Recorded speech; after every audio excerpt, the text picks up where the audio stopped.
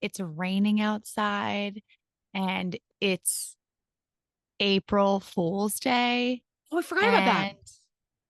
and Mercury's in retrograde. I'm doing okay. How are you? How are I you? forgot it was April Fool's today because my whole life feels like an April Fool's joke right now. Beautiful. You know what? I've been better. Yeah. My You've had a daughter's, lot. I've had a lot of going on. My daughter was in the hospital. Yeah. Very scary. And your child's admitted to the hospital. My child has very, very bad asthma. Had a horrible flare up. And so we had this last week. We had this amazing photo shoot. It was really fun. We were branding ShrinkChicks, etc. And about 1 hour after we left this photo shoot, I'm in full hair and makeup. I look amazing. I'm sitting in the hospital. And let us just say, like, we were anxious about this photo shoot just because we didn't know what to wear. We We're didn't not know. made to be on camera, right? Like No, we are we therapists. fell into this. Yes, this was a mistake. This was we really just fell into this. And so we had to rebrand ShrinkChicks, which we're really excited about, let us say, Yes. first and foremost. But we were very anxious because we didn't know what to wear and we don't know how to do that shit anyway. And so we were like, oh, we're going to feel so good after this. It's going to be such a relief. And so we finish up 1 hour later. Emily's like, so Millie's a little sick. She's puking and she can't breathe. So we're going to the hospital. And since then, it has just been Progressively, nonstop for you, yes. Yes. So I am okay. Um, to say the least. but people didn't hate that Em and Jen fall apart Fall episodes. apart. Yeah, so maybe I'll just keep crying into the microphone. It's beautiful. I think, why not? Why not? Then, But today we'll talk about confrontation. A yes. lot of us are very worried about confrontation, scared of confrontation, don't know how to do confrontation in a way that feels functioning. But first, Haley wants to know, where was your favorite place to shop as a teen? Maybe Abercrombie. I know. Well, I feel like Abercrombie is where you wanted to go, and then your mom would be like, "This is so expensive," because it was It expensive at the was. time, And right? Like now, Abercrombie is basically the same price as it was. yes, yes. My mom would make me buy pants that were always like 2 sizes too big So you because could grow into them. she always said you're going to grow into them. Um, Wait. Also, were you? I also like, how like growing up, they would like ask you to work at Abercrombie. Like if you were like, okay, I was never asked, and I Same, desperately. same. Let me say, same. I was like, when I walked in there, if I like picked up a shirt and like I would like refold it so perfectly and I would look around and I was like, maybe someone's going to ask me to work here. Like maybe Wait, that it was man like without the shirt on in the front. he's gonna come up to me and be like, "Wow, you totally are Abercrombie and Fitch material. Would you apply?" I remember being with someone once and they asked her to apply, and I was like, Were you okay after and like that? that was my dream. So I feel like I wanted to shop at Abercrombie. My mom let me shop at Hollister Moore's. Like I guess Hollister was a tiny bit cheaper. Um, And yeah, I mean, I feel like Abercrombie Fierce is still like my like turn on fragrance. Like Me if I too. smell it Me now, too. I'm like sexy. Yeah, I'm Teenage like, damn, hormones. damn, right. Like something's like unleashed inside of you. Yes, from We should Abercrombie get it. Fierce. I'm gonna wear it, like wear it around. If you wear it around me, I might jump your Yeah, bones. cool. I love that But shit. Hollister, the dressing rooms gave me so much claustrophobia. It I was think so this is dark too where and my so small. right. Like, how are you supposed to see Yes. anything? I was Yeah. like banging into the mirror thinking Yeah. that I was trying to leave. So yeah, that's that. I think that's it. Was there anywhere else you shopped? I mean, I shopped Well, at I mean, like Limited too when I was American younger. Eagle. But I feel like I grew. Listen, I hit puberty very early, and then I was out for for limited too pretty fast because I was made for children, and I was like 10, walking around with full hips and breast. So Okay, yeah, Emily sent me a picture of herself. When was that? Like a week ago? my And '90s Emily picture. her 90s Emily picture. And I swear to God, I was like, oh my God, she's like 16, 17. How old were you? I think I was like 12 or 13 in that photo. I hit puberty very early, so like I already was like not fitting into limited too. So I also feel like American Eagle was super big, which is so funny because now every time my best friend Brielle, anytime I'll ask her like, oh, like that's so cute, what are you wearing? It's always American Eagle or Aerie. And I'm like, wow, man, I should go back there now. But I feel like that was it. Now I do feel like when I got into like when I was like 17, Bebe and Guess. Oh yeah, I was never one of those, but I I was. could see that. I used to have like bedazzled bralettes, Yeah. like Selena style. Who actually, wait, Yes. I think today is the day that Selena was murdered. I feel like I just read this Oh my online. God. What? R.I.P. Way to take a turn. So sorry. But so, and then I used to like wear it. Like, I can't believe actually my mother let me leave the house like this. Right. But that's what I was rocking. So Okay. that was, I feel like that's what I was Also, rocking. I The thought it was Guess platform shoes. Tell me I you thought had it, those though. no, I didn't have those either. I had no style and still working on it. Did you have the Um, Kate Spade backpack? That was big in my high school. no, I wasn't allowed, I Mine had was no, from Rice's Market. right. Oh, Rice's was so good. Yes. No, I hated shopping. My mom hated shop, like you know, I never got You never like, got there. no, And you I never never got got asked there. to work at Abercrombie. Okay, but also it's Bebe, it's not BB. I think it's Bebe. Someone I needs to let us know. I thought I it don't was know. BB. But that book is Raising Bebe. And that's Bebe, like What baby in book? French. It's like a big parenting book, Raising Bebe. Raising And Bebe. it's like French for baby. So I do think it is. Somebody can correct me if I'm wrong. Wouldn't be the first time. But as much as I would love to talk about Guess Baby Limited 2 and the true loss of my life not working at Abercrombie, There's still time, but there continue. you might hire me now. Yes, 100%. Imagine if I applied to work at Abercrombie now. They'd be like, you definitely can't come now. Also, I feel like to work at Abercrombie, like you weren't allowed to be more than like 100 pounds. Right, right, right. Okay, but today's episode is about confrontation, and this feels very important to talk about because, especially as women, we are highly socialized to avoid confrontation. And it keeps us in a large level of avoidance that leads to passive aggressiveness, resentment, all the other stuff that affects us. So let's talk a little bit about confrontation today. Yes, I think we should just dive into questions Yes. because we have 1 million questions. Yes. I like this first one a lot. How do you teach yourself you deserve to take up space in your relationship? Yeah. The first thing we always start with like the understanding because I think the understanding, it doesn't change it, but it just really helps you to like dive a little bit deeper into yourself, know yourself, and then you grow yourself. So I just first want to help you ask the questions of yourself. Where did you learn that you can't take up space?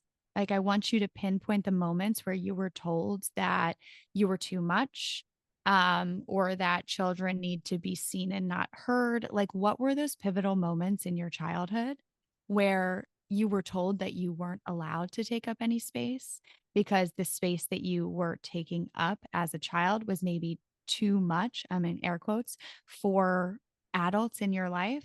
So I want you to look at some of those moments, write them down if you can, like find out when those moments were, because the chances are your child self is being brought into your adult relationships, right? You're holding that messaging with you as you enter into your adult relationships.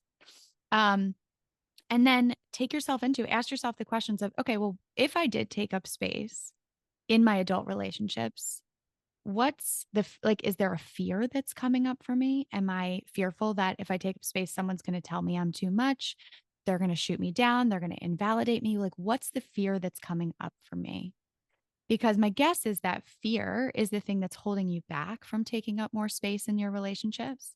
And I also want you to ask yourself, what are the consequences of me not taking up space in my relationship? Am I resentful? Am I passive aggressive? How is this affecting me? Because I think if you really pinpoint what some of the consequences are, it might allow you to be brave enough to push back against some of those fears that are coming up that are keeping you from taking up space in your relationship. I also would imagine what would it be like? How could it benefit you to take up space? do you Yeah. let yourself think about how could my life be different if I made some changes? And I think that's the hard thing. I think so much we think about what we could lose if we tell someone the truth or we can confront someone. But what could you also gain Mm, from doing that? yeah. And what would it be like to remove yourself and say, okay, there's a lot of fear here, but also there's a lot of risk. I get that. What could be the potential joy and benefits that come from this too? Yeah. And I think for some, right, for some people, it's going to come more naturally than others, right? So, like, M, for you, what is that like when you hear this in your relationships? Like, how did you teach yourself to take up more space in your relationships? Do you feel like you needed to? Yes, I think I needed to. Listen, man, even from a kid, I just wanted people to love me like desperately. Like, Yes. please like me. Please love me. I hate myself. Like that is how I felt as a child. Like, please God, someone love me. So the way that I would then do that, my adaptive behavior was be overly adaptable, be overly pleasant, be overly bubbly, be wonderful. But then I would totally lash out, right? Because like the more you do that, often you're saying yes to everyone else, you're saying no to yourself. So I think for me, I mean, motherhood was a huge part of kicking me in the ass for this. Like, I didn't have a choice besides finding some way to have space in my relationships. And I Mhm. think I also, when I first had Millie, I just did everything for her. First of all, I was anxious as fuck and I was a big mess, but Right. also like didn't really trust my husband because I was having like my own like anxiety postpartum shit. Um, and I started resenting them. And I hit a point where I was like, I can't hate this person forever. This is not Yeah. working.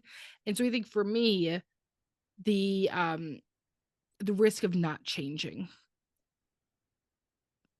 was just too high. Yeah. That makes sense. Mhm. Makes a lot of sense. Yeah. Yeah, for me it's taking up space means like actually voicing, like voicing um kind of my feelings. I think, when you're someone who holds things in for so long, you don't even realize that you're not taking up space in a lot of ways until it all builds up on you, because you are so used to kind of holding things in and saying, I'm just going to, I'm going to handle this myself. I'm going to work through this myself. And so taking up space, I think also for me meant, speaking up, just like even speaking up, saying how I feel, saying it out loud, expressing myself, as simple as that sounds. I think taking up space is like also recognizing that like you can have a voice in your Yeah. relationships. Someone said bringing up the conflict but still feeling uncomfortable with the outcome. I mean, here's the thing.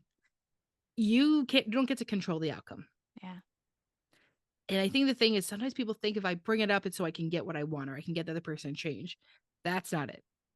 You have no once the words leave your mouth, you got no control after that. You don't know how someone else is going to respond. You don't know how they're going to react. You don't know what's going to happen next. And you have to be okay with that loss of control, which is really hard, especially if you're someone who is very avoidant and likes to control stuff. This is a massive loss of control. I also want to put it out there that you don't have to be comfortable with the outcome or the idea of what the outcome is going to be in order to bring it up. Mm-hmm. I think part of that control, so often we feel like, okay, I have to anticipate what all of the possible outcomes are going to be so that I can prepare for them, so that I can feel more comfortable with them. But it's very possible that when you bring something up that is difficult to bring up, that there might be an outcome that's going to be uncomfortable. And so you Mm-hmm. don't have to become comfortable with the possibility of what the outcome is going to be in order to bring it up. I think sometimes because of the idea of what the outcome is going to be is so scary, it keeps us from bringing things up and then we just hold them in forever. Um, but as we know, if what's that saying? I love to use quotes that I can never remember. Give me an If idea. you don't, if you, st- if you don't start a war, no, you got Okay. this. Oh, You got it. keeping the peace with others is starting war within yourself. Yes. Yes. Thank you. Say, thanks. That's all I need. I just had to say one word. I knew it. No, we know it immediately. Okay, next one. What do I do with the anxious energy that I carry when things are unsettled? I love this Ooh. question. So what do you do with your anxious energy the rest of the time? Right. What are your actual coping skills? And I think the thing is that you have to remember that we have to practice this stuff when we're not anxious so that we have the ability to implement it when we are anxious, right? So people are always like, well, what's the point of journaling?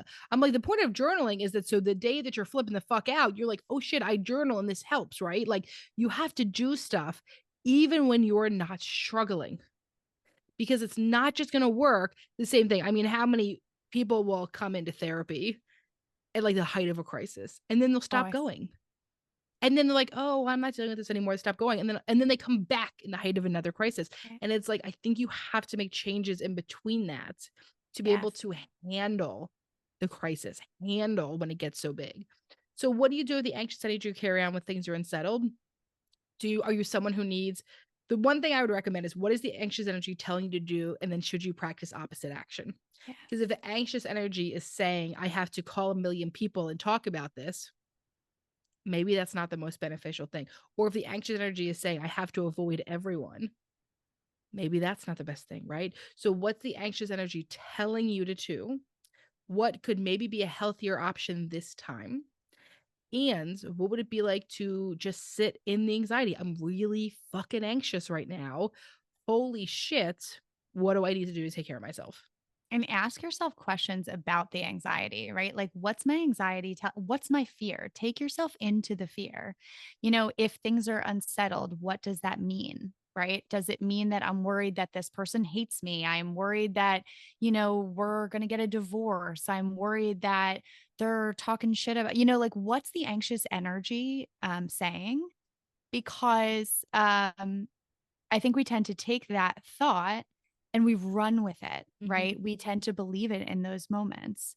And so know that your anxious energy is creating these thoughts that are actually lying to you, right? And that the anxiety isn't going to last. I think so often, like I'm thinking about this in context of like an argument with a partner mhm, when you have one partner who's like, I need to solve this immediately, someone who's like carrying around that anxious energy because things are unsettled, and the other partner who maybe needs a little bit of time to process things so that you guys can come back together. So I'm picturing it in the context of that. So the partner that has this anxious energy is looking to be comforted by settling things with your partner. What happens then is that you're needing your partner to give something to you in order to self soothe. And what we know is that it's actually so much more helpful and beneficial for you to develop tools to be able to soothe yourself and then come back to the relationship to be able to talk through some things, right? To know that things not being settled doesn't mean it's the end of the world, think that your relationship is going to end.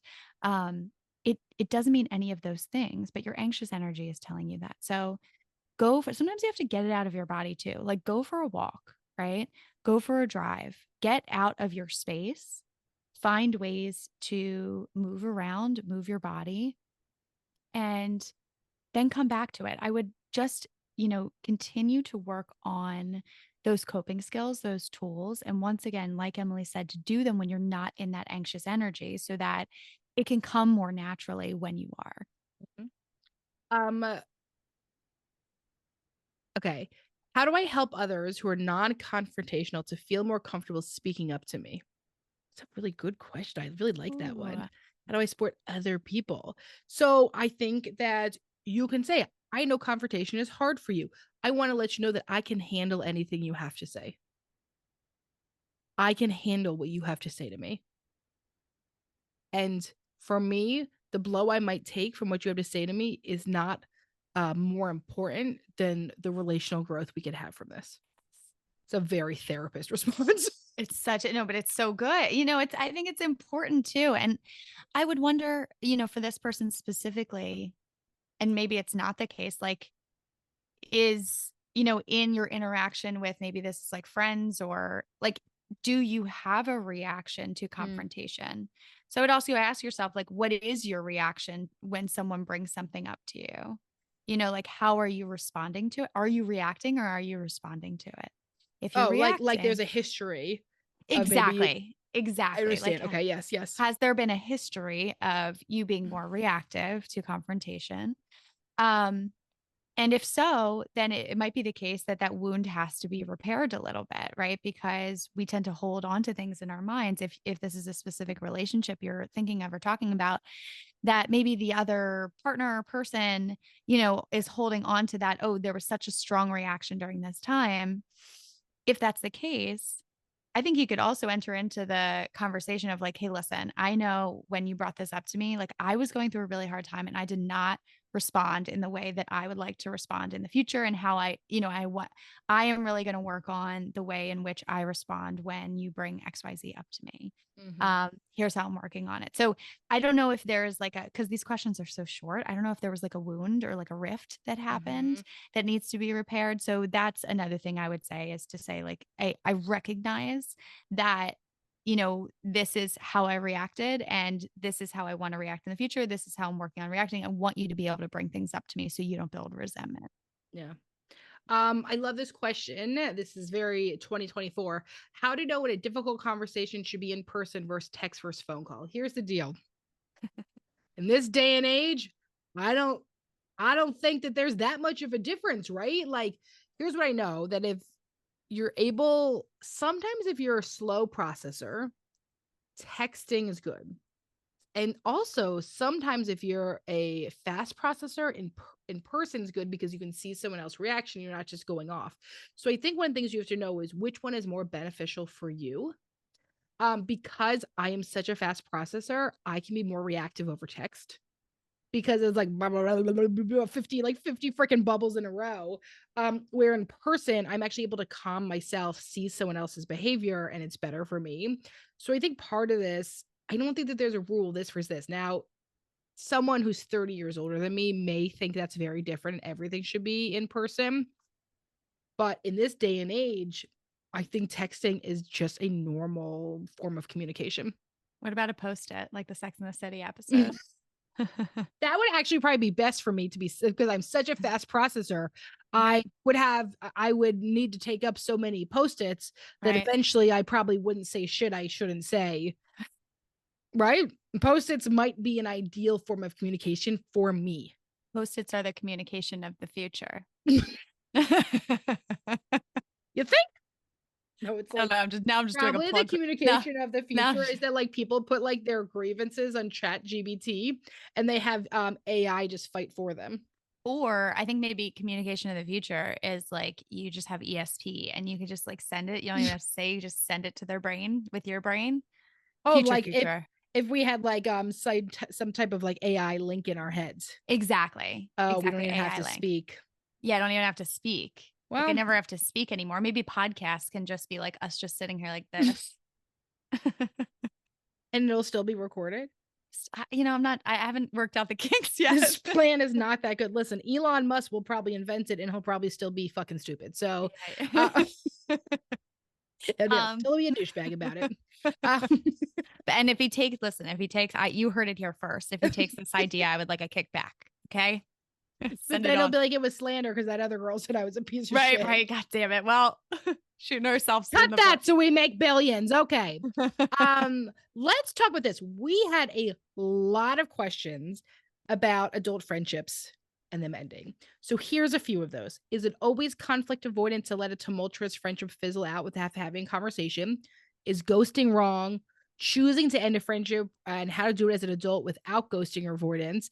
How to tell a childhood friend that you've outgrown them without hurting their feelings?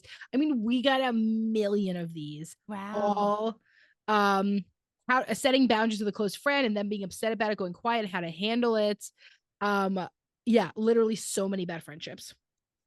And we've done full friendship episodes and they like are so big. And I think it's because we don't have tools to navigate Yeah, friendships in the way that we have tools to navigate romantic relationships. Like yeah, there's just not enough information. We could probably start a whole new podcast just talking about friendships because there's so many questions about it. yeah. Um, So what do you think? I mean, like, I think everyone wants to know what's the rule, right? Like, people like an idea and something very black and white. Obviously, you all know that we're going to be annoying. We're not going to give that to you. right. So part of this is, listen, once again, we will say this a million times, if there is any type of violence, abuse, gaslighting, you know what I mean, like that, fucking ghost. If you need to You're be out. safe, fuck it, To man. protect yourself. If you need to be fucking safe, who gives a fuck? That being said, maybe you just outgrown each other. Maybe there's stuff. What would it be like to have a hard conversation? A hard conversation. Yeah. I think sometimes it's really fucking hard to not only say the truth, but to hear the truth. Yeah. And let's say if someone comes to you and tells this to you, I guess the question I like to ask myself is, how would I want this information given to me? And then how do I take responsibility for my own reaction if that was to happen? Yeah. And I think about that. How would I want this to be handled? Would I want it to just be avoidance? Would I want it to be ghosted? Would I want a phone call? Would I want an email? One of those things. And then I think you have to decide from there Yeah. who you want to be and what you want to do with this. Yeah. And somebody had asked something. Somebody had asked a question I really want to talk about. It was something about like, and then how do I not hurt people? Mm. Oh, how to tell a childhood friend you've outgrown them without hurting their feelings. Here's the deal. We do not get to decide what hurts someone's feelings. Right. Just because I hurt someone does not mean I committed harm. And we have to understand that is that in this life, we are absolutely going to hurt people. Yeah. That is part of being an adult. It's part of relationships. What 50 times a day, my daughter tells me I'm the worst mom ever because I like turned off the TV, right? She said to me today, we were obviously at the McDonald's play place, our favorite place. Of course. The best. Me and my sister-in-law had to I was like, I can't eat McDonald's, so we had to go to the Mediterranean place in the same shopping center, and then I snuck the Mediterranean bag into the McDonald's. You are such a badass. I know, but I'm not kidding. I was actually on the phone with Aaron and I was like, I'm scared to do this because I was scared to get confronted by somebody working at McDonald's. Right, Okay, so we're leaving McDonald's. My daughter says to me, I'm never gonna be happy again. You broke my heart. This is like how 5-year-olds communicate. And I'm like, wow, man, I fucking broke your heart because we had to leave McDonald's. But the thing is, for her, that is heartbreaking. And Yeah. I don't get to define that that's not heartbreaking for her, because her and her little 5-year-old heart in that moment, I actually did break her heart. I know as an adult that's dumb as a little bit fucking dumb? Yes, I do know that. It doesn't matter because that's her goddamn reality. Right. So if somebody is really, really hurt, that is their reality. It doesn't mean you caused that. I know my daughter's heart is breaking. I know I did not cause that by being a good mom and telling her we have to go home because we've been there too long and it's getting too wild. But for her, I caused her harm. Yeah. And that is okay for her to think that. And I can't control what she thinks. No, you can't. And chances are, if you are going to end a friendship, right? If you're going to, or if you're growing apart, you're moving away, from that friendship in some way, and it's a difficult conversation to have, and the other person does want the friendship, chances are their feelings are going to be hurt. Yeah. It's just a reality. They might feel rejected. They might, that would be hurtful for anyone. Yeah. And so I think the thing that we have to come to terms with is that just because someone is hurt by something, it doesn't necessarily mean you're doing something wrong. What you can do is approach it as respectfully as possible. And I think something to ask yourself too is, what kind of relationship am I looking to have with this person? Is it no relationship at all? Is it that, the amount of communication that's happening is just too much for where I am in my life? Are you guys just at different points in your lives and that's what's going on? So, I think a question to ask yourself is like, well, what kind of relationship do I want to preserve with this person? Because you can make that decision and then that also might not be okay for that person, right? That person may say, I either want to talk to you every day or not at all. And so then you get to make a decision. Yeah. So, clearly if you're asking the question, the parameters around the friendship that you have aren't working for you right now. Mm-hmm, mm-hmm. So how do you communicate? Well, what parameters are you looking for? What kind of relationship are you looking to have in a way that's respectful? And even if their feelings are hurt, their feelings get to be hurt. They get to feel how they feel. They get to respond how they're going to respond. And then the relationship gets to readjust. It either readjusts in a way that works for the both of you, or it readjusts where maybe you just go your separate ways. But I think what's hard about, adjusting friendships, adjusting relationships is that it changes the homeostasis in the relationship. Anytime we're changing something that's in this level of kind of homeostasis, it can be really scary because it shakes things up. And sometimes we hold on to things because they're comfortable, not because they're working for us. Yeah. Yeah. Okay. Um. Ooh. Ooh, I'm ready. I don't know what you're saying ooh to, but I liked it. Um. How to express to family when they are not demonstrating unconditional love? Ooh, What just number? because your What family number? doesn't mean there's 28. Oh no, wait. I delete mine after we do it so I don't get confused. So my Oh, numbers are okay. always the worse than yours. Okay, Um, okay, it is it's above confrontation in the workplace. It's okay. under Found it, balance. found it, Okay, found it, right. found it. Thank you. Okay. So how to express to people when they are not demonstrating unconditional love. Here's the thing. Just because your family doesn't mean there is unconditional love. There should be unconditional From love towards from parents parent from to parent children. to child. It does not mean that there might be unconditional love, but that does not mean there is unconditional boundaries in relationships. Let Yeah. me say that. Yeah. You might love listen, kids love their parents no matter Mm-hmm. what, right? Mm-hmm. Parents can do really fucked up shit to kids, and kids desperately want to be with them. But it doesn't mean you need to have a relationship with someone just Yeah. because you love them. And I think that's the really hard part to figure out. Now that being said, if you feel like in your family there is judgment or passive aggressiveness or criticizing, those are different than demonstrating unconditional love. Yeah. Um, but there should be unconditional love from parent to child. Yes, there should. And oftentimes there's There's not, not. Yeah. unfortunately. And so I would ask, when we talk about unconditional love, basically what we're speaking of is it's love without conditions. And so my question for you, Sorry. sorry, I know that sounds obvious. What conditions are you feeling are being placed on the love that you're Mm, getting from your family member? What are those mm. conditions? So let's say, can I have an example so we can talk it Yes. through for people? Hmm. So let's say it's like my family only likes me when I'm happy Yes. or when I'm Yes. doing things for them. Yeah. Okay. I only feel love when I am happy. And if I'm not happy, then I'm not receiving love from my Mm, family. And so I think being very clear about what those conditions are when you're expressing them, right? Hey, it seems to me that when I come here and I'm unhappy, that you don't love me in the same way. I'm not receiving the same support.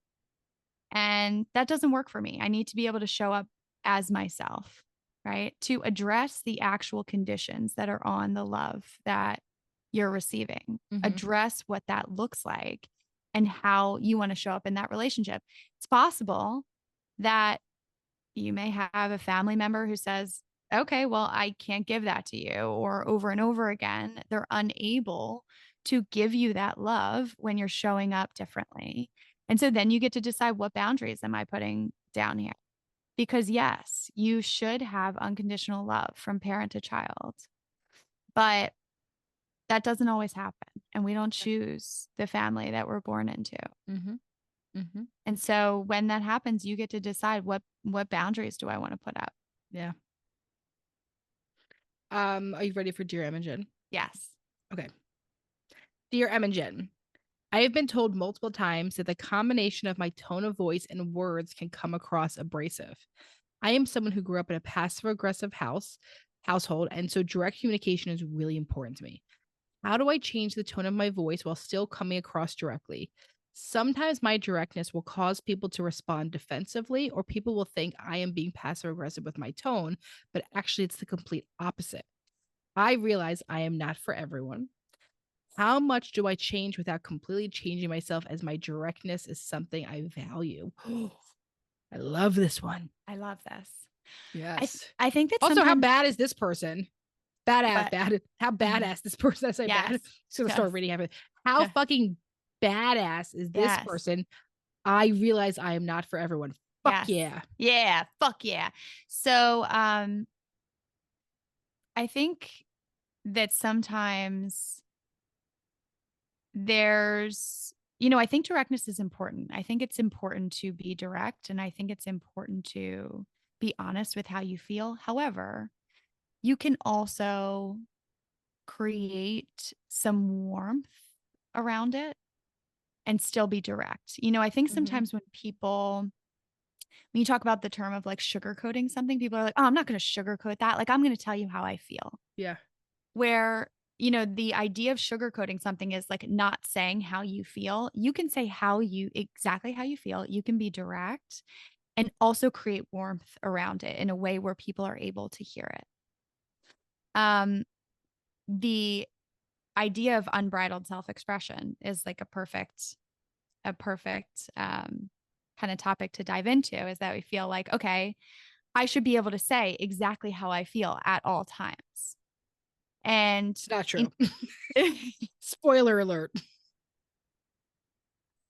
and so here's the thing. You can if you want to. It doesn't necessarily mean that people are going to respond to you in a way that's going to create a productive conversation. Yeah. So, Well, and the other um, part is that we think there's vulnerability, but it's not. The right. point of vulnerability is to bring people closer. And if you do a lot of unbridled self expression, it actually will push people away. So I would question the idea of directness is saying exactly how I feel at all times without kind of a level of thought behind it, Mhm. a tact behind it. Because to be tactful about the way that you express yourself to the people you love is really important. And it doesn't mean that you're not being direct by creating some warmth around it. Yeah. So, okay. So I want to answer this person's questions directly. How do I change the tone of my voice while still coming across directly? So, one, what is your tone of voice? Yeah. Two, if you have gotten this feedback from multiple people, you can start bringing that into the conversation. Hey, I know sometimes I can come off of abrasive. I want to start here by saying that is not my intention. My intention is for our relationship to grow and to heal when I say this. So just please know that that is like that is the mindset I'm going into this with, right? The term we've talked about before in the show, the process we talked about is stroke kick. I value our relationship. You mean so much to me. And I was really hurt when you didn't invite me to Eloise's birthday party. Right. So Yeah. stroke. So I do not think that is the same as sugarcoating something Yeah. or being passive aggressive. Right. So sugarcoating, it would be like, or passive aggressive would be like, right, like, oh my God, Eloise's birthday looks so amazing. And I really wish I had been there. It was such a shame. Right? Like you taste some of that as opposed to directly, but you can come at it with love and comfort at the beginning. But let's be honest, this is very challenging to do if you are someone who has big energy. Yeah. And so you have to bring that in. I know that I can come off like this. I want to give you a heads up now. I'm really working, but I still want to be honest and direct with you. So let's use that Eloise, who I like that. That's Sure. her birthday. I love that. Let's use that Eloise birthday example, right? It's where you can be direct and create warmth around it by saying, listen, I was really hurt that I wasn't invited to Eloise's birthday. Something that's direct, something that maybe feels abrasive might be, you really hurt me when you didn't invite me to Eloise's birthday. Mhm. Big, powerful, strong, Right. right? Aggressive. So softening your tone of voice, you can still be direct and say, this is how I felt. Start with I statements. I statements can be really Mhm. helpful in this too. I felt really hurt when you didn't invite me to Eloise's birthday. To change the tone and to change the um warmth around it is still you being direct, but it opens up space for other people to really hear it. Mhm. Sometimes when you come off, if you're abrasive, um, or aggressive in that way, it's harder for people to hear you. Yeah, And because so I they're too want scared. because they're too They're too scared, so yeah. they get defensive. And so if the goal is that other people can hear you and they can take in what you're saying, then Mhm. you're going to want to create a little bit of warmth around it. Yeah. And always that reminder that, right, that rage is a bid for connection. Oof. So I think the other hard part is people that have big feelings or have anger or have rage, they so desperately want to be loved and taken care of and so struggle to get those needs met because it does scare people away. And so that is a really um it's a hard situation for both sides, I think. Mhm. Thank you so much for tuning in to today's episode of Shrink Chicks. We'll see you back here next week for another session. In the meantime, if you want a question answered or a topic discussed, follow us on Instagram at ShrinkChicks. And if you're looking to get connected with a therapist like us to start or continue your therapeutic journey, visit thetherapygroup.com. Just fill out a contact form on our website, and we will personally match you with one of our amazing therapists. And for all of our therapists and group practice owners out there, we also offer group practice consulting. And if you're looking to support yourself further and support our show, check out our amazing merch options at shrinkchicks.com/merch and our Know Yourself, Grow Yourself journal on Amazon. Also, if you'd be so kind, we'd love a rating review and for you to share with a friend or an enemy or a mother-in-law, honestly, whoever needs it, so that we can keep reaching more people on our mission to bring mental health topics to your ears every week. Thanks for being here with us. And don't forget to grow yourself. You got to know yourself.